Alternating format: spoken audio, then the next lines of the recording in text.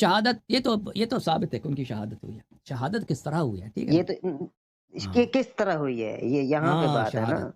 تو یہاں پر کہ نبی صلی اللہ علیہ وسلم کسی جنگ میں تو شہید نہیں ہوئے، کسی جنگ میں نہیں شہید ہوئے. نہیں ہوئے.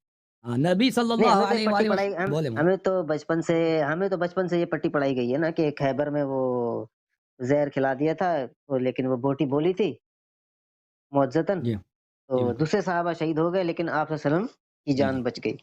اور اس کا ہو جو سکتا اثر ہے وہ 2-4 سال بعد ہوا. لیکن یہ مجھے بات ہضم اس وقت بھی نہیں ہوتی تھی کہ 4 سال بعد زہر کا اثر، مطلب مجھے کہتے تھے یہ شہادت کا رتبہ اللہ تعالیٰ نے دینا تھا تو اس طرح دیا.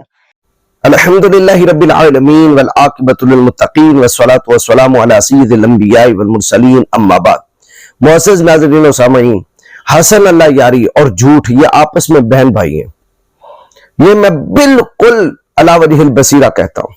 ایک کالر نے اس کو کال کرتے ہوئے کہا کہ پہلے یہ بات ماننے میں نہیں آتی تھی کہ غزوہ خیبر کے موقع پر ایک یہودیہ نے نبی پاک علیہ السلام کی جب دعوت کی اور نبی پاک علیہ السلام نے ایک لقمہ جو چکھا تھا اور پھر واپس رکھ دیا تھا، وہ زہر جو تھا وہ 4 سال بعد عود کر آیا اور نبی پاک علیہ السلام کی شہادت ہو گئی.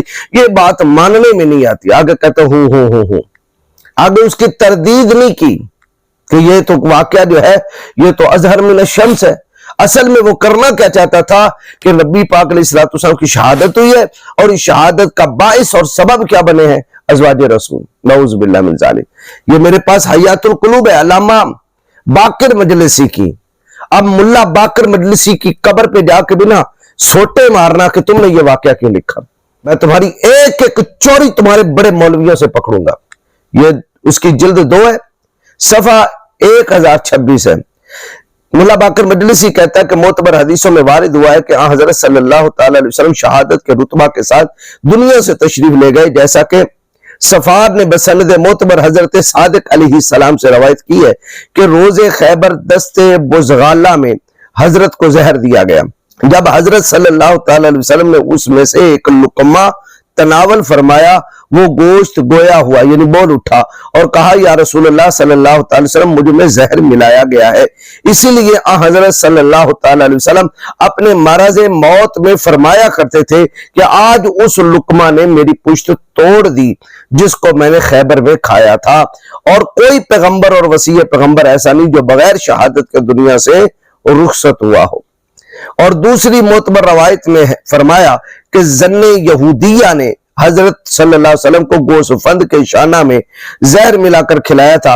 جب حضرت صلی اللہ تعالی علیہ وسلم نے اس میں سے کچھ تناول فرمایا تو اس شانہ نے کہا کہ مجھ میں زہر ملایا گیا ہے.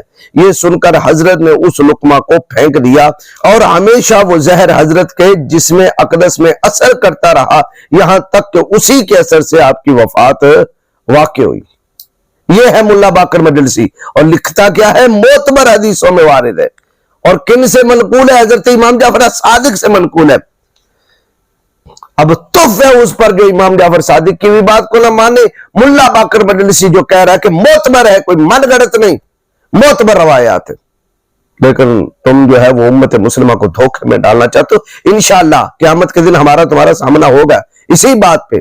اس نے نہ کرتے مغروری نکل جانی سب تیری، جدو سرور عالم اکھ ہے نہیں امت میری، بلکہ خود آئمہ اہل بیت تجھ سے تبرہ کریں گے. ہاں جی، تبرہ کریں گے، کہیں گے کہ یہ ہمارا کچھ نہیں لگتا.